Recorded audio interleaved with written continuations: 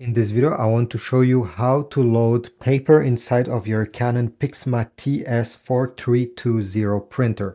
So let's get started right away.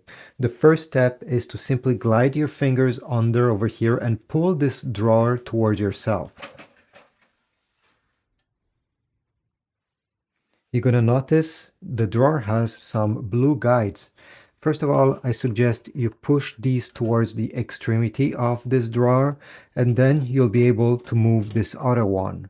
As you see over here, each paper size will have a specific line. If you're going to print on US letter size, like this one, you need to move this blue guide where you see the line LTR. This is for letter size. So once you're over there, align your paper and simply glide it in between these two blue guides, just like that. Then you can put back the drawer, and the paper output of this printer is right over it. You can pull the drawer and then open this small flippy thing over here so that the paper doesn't fall all around your table once it's getting printed.